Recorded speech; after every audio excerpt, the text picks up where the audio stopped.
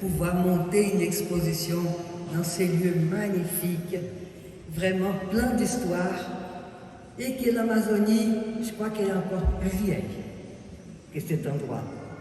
Alors je remercie beaucoup à Madame le maire et à la ville d'Avignon de recevoir cette exposition, et aussi, et c'est vraiment, j'étais très touchée de travailler ici avec l'équipe qui a travaillé avec moi.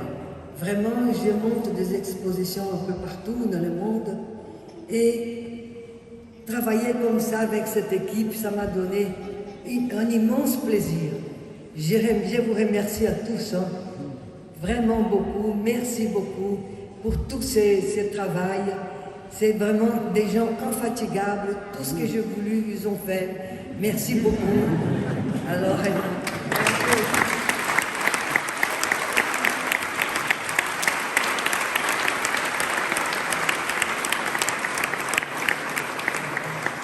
je remercie aussi vraiment, bien sûr, à nos partenaires, ceux qui nous ont aidés à puisque cette exposition puisse être ici, et Zurich, la Fondation Yves Rocher et Lind. Excusez-moi, je me confonds toujours. Et vraiment, c'est vraiment, alors, autre chose, c'est que je voulais remercier aussi à Jean-Michel Jarre.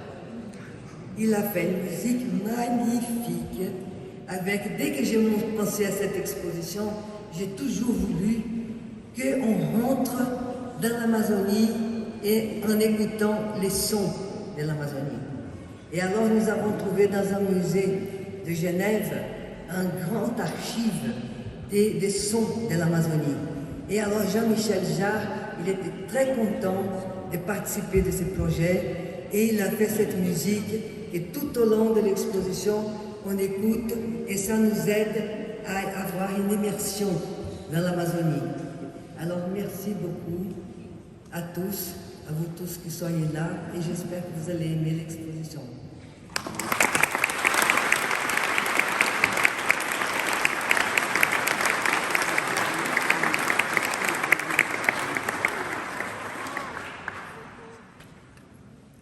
Écoute, comme Léa a dit, pour nous c'est un plaisir immense d'être là. On est d'une certaine façon un tout petit peu de la région, parce que depuis des années, on prend nos vacances aussi à côté, à Séguré. Tous nos amis de Séguré sont là aussi ce soir, et cette exposition, elle est née à Séguré.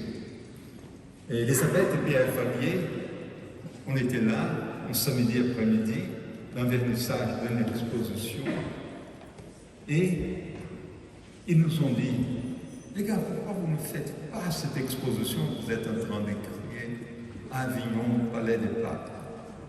J'ai dit, c'est fantastique, on la fera.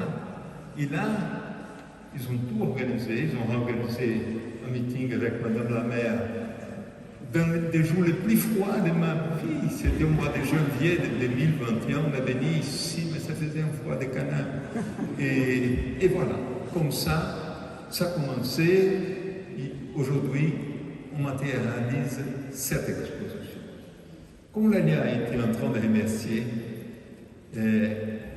je voulais d'abord remercier Léa, parce que moi j'ai fait les photos, mais ça m'a pris, chacune des photos que vous avez vues, une fraction de seconde, peut-être un des 150e de seconde en moyenne. Certaines je vais faire plus vite, d'autres moins, mais en moyenne, c'était un des 150e de seconde.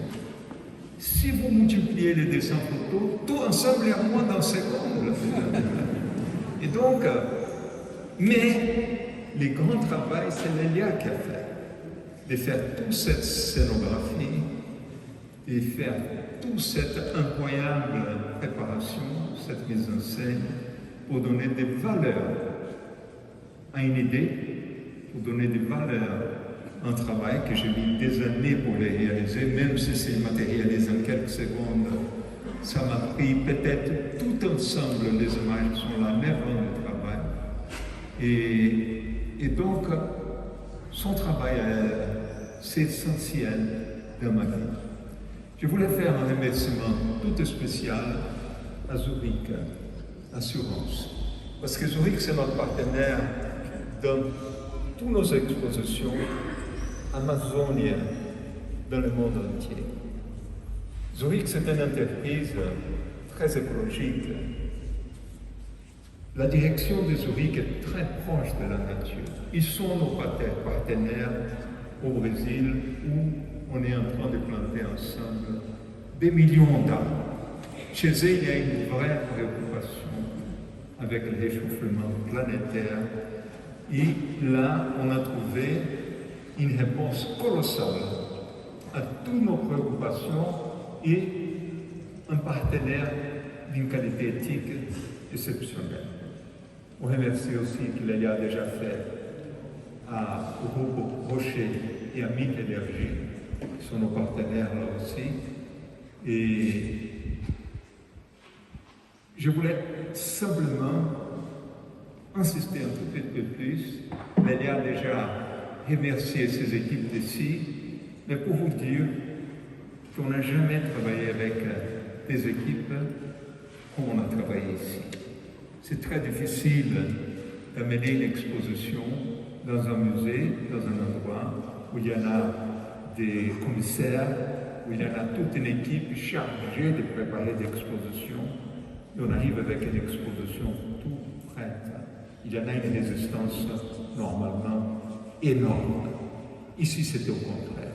Ici, pour nous, tant l'équipe de la ville, comme l'équipe de tourisme d'Avignon, comme l'équipe du palais, ensemble, c'était une douceur, c'était vraiment un plaisir énorme.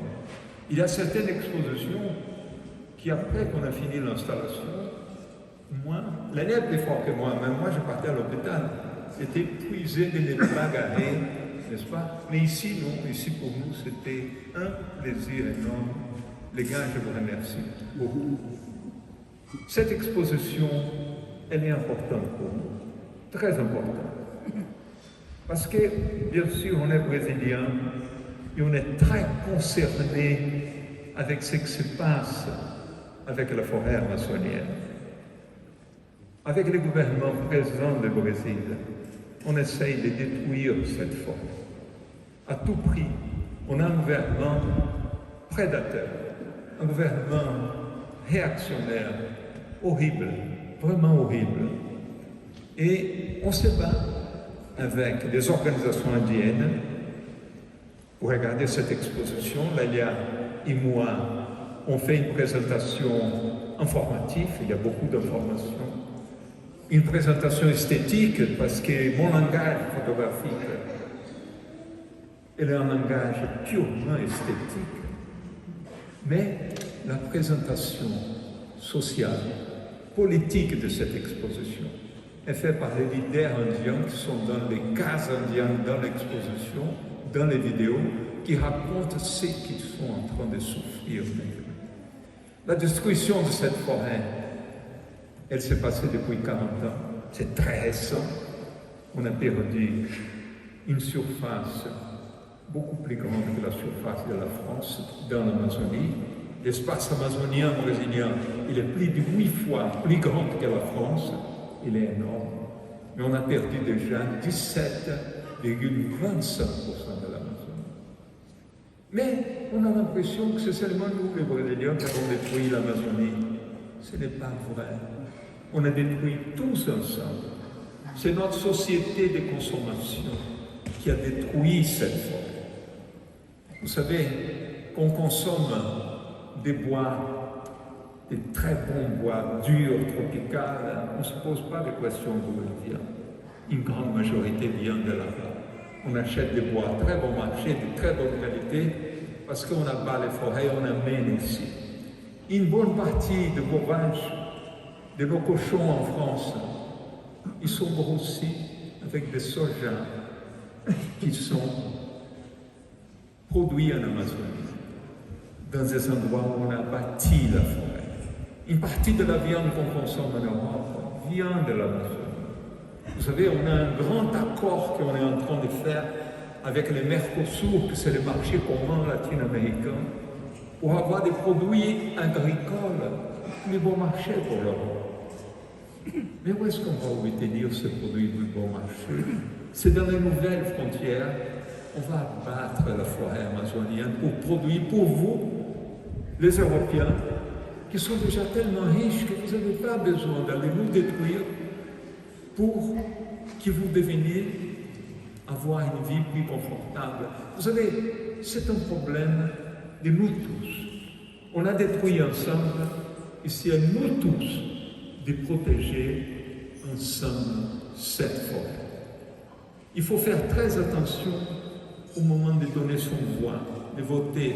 Il faut voter un candidat qui a une préoccupation écologique, qui a une préoccupation avec le réchauffement climatique, qui a une préoccupation avec la planète. Beaucoup de gens ici appartiennent à des groupes financiers importants. Il faut faire son choix au moment d'investir, dans quel projet on investit, n'est-ce pas? Et donc, écoute, les machines qui détruisent la forêt amazonienne, elles sont tous produites dehors du Brésil. Si on prenait la décision de ne plus fournir les pièces pour ces machines, et on peut les suivre. On sait les machines qu'on a produites, où est-ce qu'elles sont et quelles pièces elles demandent. On arrêterait la destruction de la forêt. Donc l'objectif de cette exposition, c'est d'amener l'Amazonie ici, c'est qu'on prenne conscience de ce paradigme de la forêt amazonienne et que nous tous ensemble, on puisse la protéger. Bien sûr que je suis photographe, les photographies sont là, avec mon ami Hans Sylvester, qui est là, qui est un grand photographe, qui est votre voisin, qui habite ici à côté. On essaie avec nos images de montrer notre planète. Vous savez, on donne à voir. On a l'opportunité d'y aller, on est des gens très privilégiés, parce que pour faire une photo, il faut être là où les choses se passent. Donc, on a ce privilège. Mais on donne à voir et on espère qu'une exposition comme ça puisse servir à conscientiser les gens, à qu'ensemble, on puisse protéger cette Amazonie. Merci beaucoup.